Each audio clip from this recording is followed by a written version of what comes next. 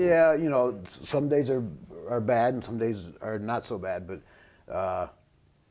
I'm not that bad. Not as bad as I thought I would be, but I still sometimes feel sorry for myself because, I'm in a lot of pain. You know what all the guys say about you, too? What's that? Sabu will die in the ring if he has his way. No, You will do this until you're 75. I think that's the most honorable way to die. For a wrestler or whatever you play, die is to die on the field. Not necessarily I want to die in the ring, but if it was to happen, what a way to go. Like Masawa, a Japanese guy, broke his neck in the ring and died right there in the ring. What a way to go, other than he was young, but what a way to go. Fuck, you ended it right in the ring. That's great. But they say that you love the business more than anybody they know, and you'll never let a doctor tell you that it's time to stop or... I don't know. I won't let someone tell me to stop. I have to tell myself. A few times I thought I told myself, but I was wrong. I recovered. A few times you wanted to get out, you mean? Yeah. How long is too long at the dance? Will you know?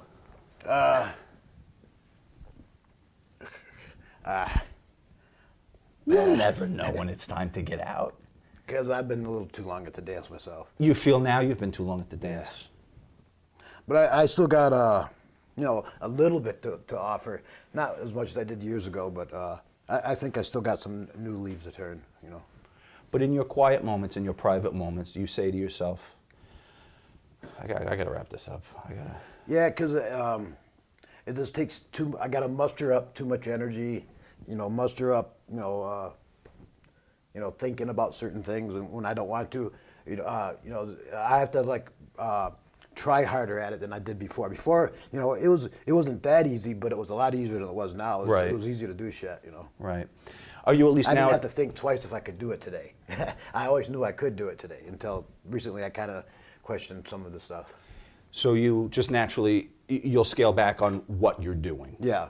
You'll tell a promoter. No more. No. Promoters don't really tell me to do anything. Okay. It's all pretty much up to me. If they give me a high spot or a suggestion, I kind of go, okay, then I'll forget it on purpose. I'll tell them I forgot it because I just don't like to be told what to do. Right. Just because I'm an asshole. Now, if you didn't tell me that spot, I probably would have did it.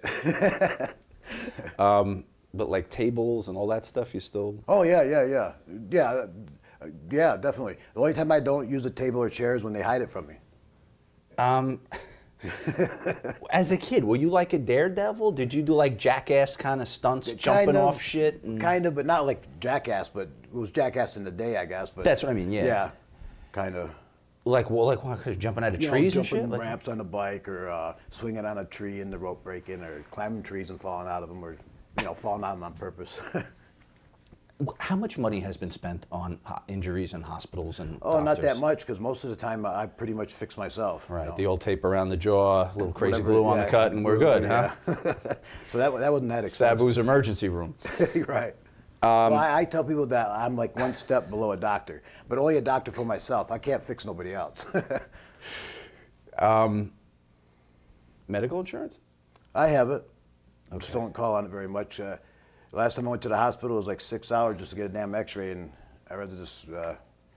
How hard is it for a professional, not just how hard is it for you to get health insurance? It was difficult because of what you do. Years, but I got it now, so that's cool. Okay. Any regrets for the way you've worked in the past? Yes and no. I wish I would have made more money, but then when I started, and even now, I'm not in it for the money. Even I was explaining something the other day. They go, you don't have a lot of money, and I go, who's thinking about money? I'm thinking about doing this thing, doing my thing. Who's thinking about money? Any regrets about the way you worked? You still could have been a professional wrestler and not gone off the top rope into the crowd. Yeah, I could have, but I wouldn't have been unique, I think, and I wouldn't have been, proud of myself. So I'm proud of myself because I came up with some shit, and no one else done it, and other people are copying. At first they say, "Man, fucking guys are copying me." Now I'm saying, "Ha, they're copying me, but they're not very good at it, but they're copying me." I influenced them. Right. They still suck though. Your injuries, I think we covered this on one of the discs, but what would you consider your top 5 worst injuries? Well, my neck would be number one. When Chris Benoit broke my neck. And that's about it, really. The other ones are just pretty much minor. Like right now, I got a torn rotator and broken collarbone, but those are things that are just ordinary to me now. Right. The arm, the thing. No? That was pretty bad, but Yeah. that didn't really hold me back much. Just my neck. My neck didn't stop me, but it held me back. I felt it for years. Right. So you'd consider the worst injuries the ones that made it difficult to work. Yeah, yeah. I couldn't work probably. It was like 6 years. I had a nagging fucking neck ache, and it was about 2002, 2001. It kind of eased off. Now it ain't so bad, but from '95 to like 2001, 2002, it was nagging. Did it ever offend you that you would go out to work, and regardless of how you felt that night or what you did the night before or whatever creative angle you might have been involved in, 1,000 people would have went home disappointed if you didn't almost kill yourself? No, I made that. I built that. That grave myself, and then someday I'll fall in it. But right now, I'm trying to stay out of the grave. But the pressure, though. Yeah, but you can't have an off night, or they're gonna go, "Oh, that sucks. Sabu didn't jump off the balcony." Yeah, tonight." I feel pressure like that, but that's what I put myself into. I don't really like pressure, but I like pressure. But that's a pressure you put on yourself. Yeah, Like, exactly. Yeah. You put yourself in a corner where you've got to put yourself at But risk. I don't mind the corner. I painted myself into a corner, and I don't mind it. Something you told me on one of the other shows in talking about yourself, you said I don't play a character, and you said your uncle was very much the same way. The Sheik, it wasn't a character, that was him.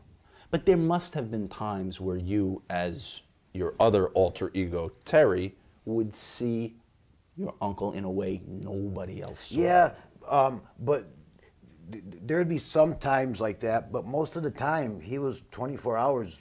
That's the way he was. Not running around speaking Arabic, but always the same guy on his way to the ring as he was on the way to the dressing room, on the way to the car, and on the way to the hotel. He was the same guy, Not going crazy, of course, but it wasn't like turn it on, turn it off. It was always on, How close in your immediate family was the Sheik? He's my mother's brother. Okay, your mother's brother. So he was always around, any family functions, Yeah. and he was always a part of your life, even when you were very small. Yeah.